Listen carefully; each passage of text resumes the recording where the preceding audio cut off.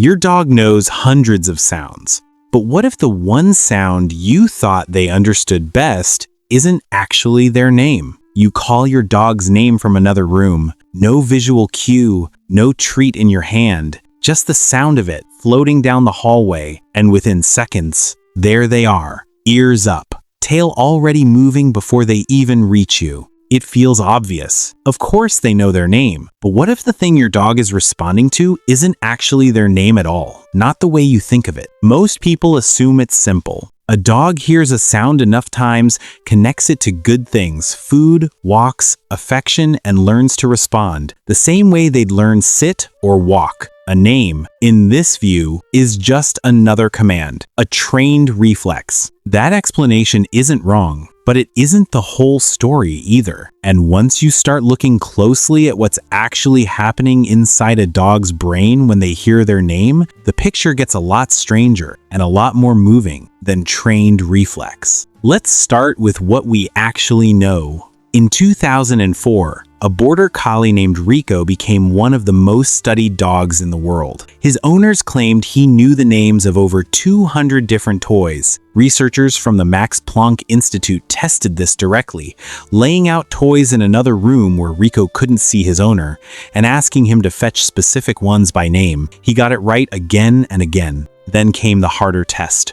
Researchers placed a brand new toy among familiar ones and asked Rico to fetch it using a word he had never heard before. He retrieved the new toy correctly, inferring that the unfamiliar word must belong to the unfamiliar object, simply by ruling out everything he already knew. Researchers call this fast mapping, the same mental shortcuts small children use to rapidly expand their vocabulary. It's worth being honest about where the science stands. Later research questioned exactly how fast that mapping really was, and a follow-up study with a different dog suggested the learning might be slower and more effortful than first reported. Scientists are still working out the details, but the core finding held up. Dogs are capable of connecting specific sounds to specific things, not just reacting to tone. A few years later, a border collie named Chaser, trained for years by psychologist John Pilley, was documented to recognize over 1,000 object names and, more strikingly, to understand simple categories and instructions involving those names. She wasn't just retrieving objects, she was demonstrating something closer to reference the idea that a word can stand in for a thing, even when the thing isn't present. But here's the thing. Rico wasn't learning his own name. He was learning objects, toys, things outside himself. So what makes a name different? What happens in a dog's brain when the sound isn't pointing at a toy, but at them? This is where it gets interesting. In 2016, researchers in Hungary put dogs inside fMRI scanners fully awake, unrestrained, trained over months to lie still inside the noise and pressure of the machine. They wanted to see what happened inside a dog's brain when it heard human speech. What they found was that dogs process language with a surprising division of labor, very similar to ours.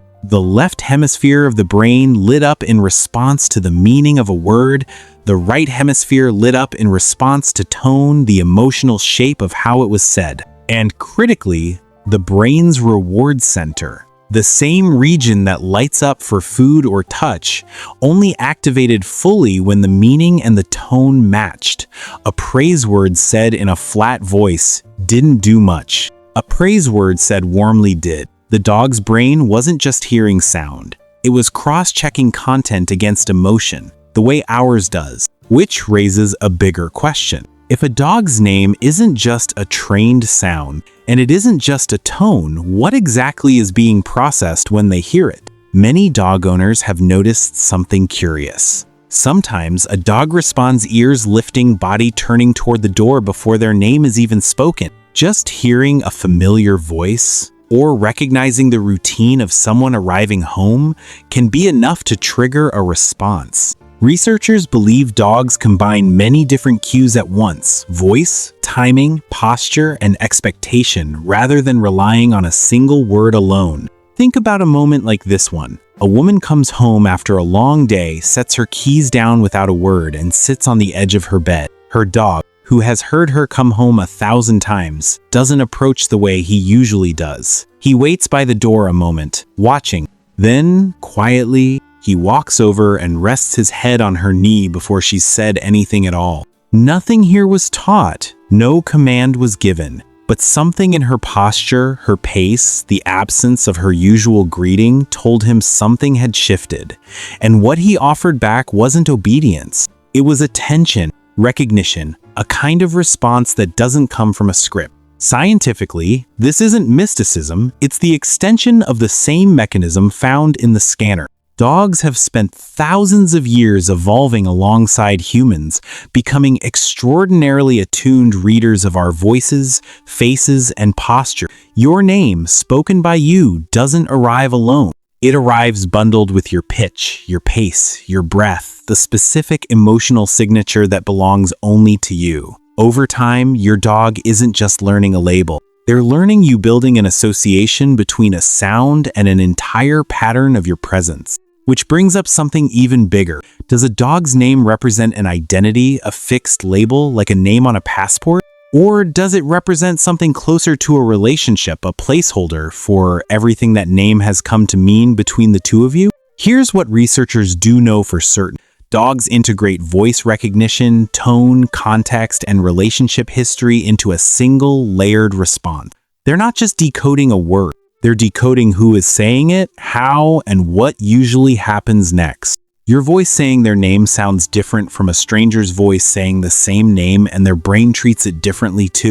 And there's something else worth noticing. The response to a name changes over the years, not because the dog forgets, but because the relationship deepens. A puppy responds to a name mostly out of novelty and food association. An older dog, one who has spent a decade beside the same person, responds to that name as something closer to an anchor, a fixed point in a world that otherwise moves fast and means little on its own.